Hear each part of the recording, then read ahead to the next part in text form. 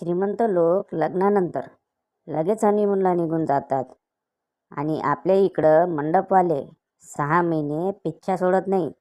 अजून 6 जग 13 ग्लास आणि 4 बकेट सापडत नाही भाऊ.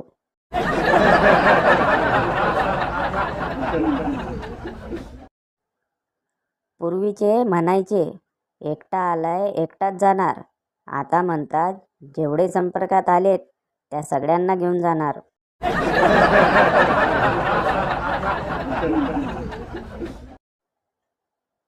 सर्व बायकांना पडलेला एक गहन प्रश्न. पुरुष तर कधीच उपवास करत नाहीत, तरीही त्यांना आपल्यासारख्या चांगल्या बायका कशा मिळतात?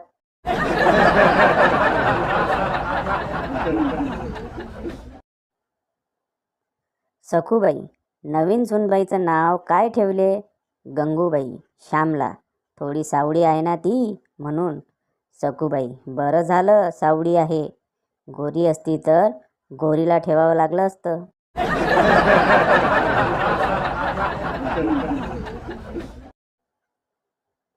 ठेच लागल्यावर लोक दगडाकडे असं काही बघतात की तो दगड म्हणणार आहे सॉरी भाऊ.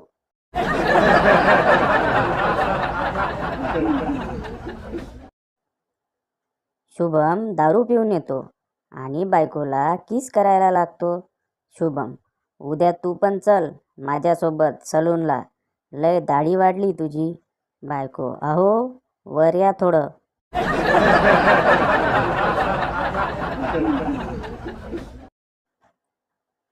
माझी आई ना कधी क्रिकेट खेळली ना कधी फुटबॉल, परंतु जेव्हाही तिने चप्पल फेकून मारली तेव्हा तिचा नेम कधीच नाही चुकला.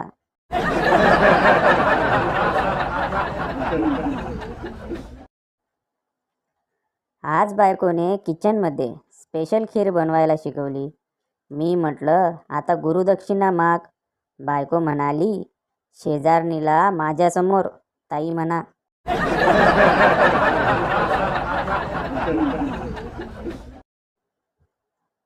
मुलगा. आई मी छोटा भीम बघू?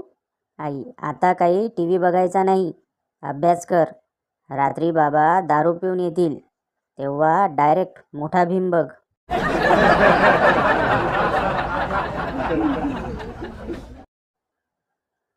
पिंकी. जानू मला वाटतंय आता आपण लग्न करायला हवं. गण्या. आपलं प्रेम प्रकरण सगळ्यांना कळलंय, आता आपल्यासोबत कोण लग्न करेल?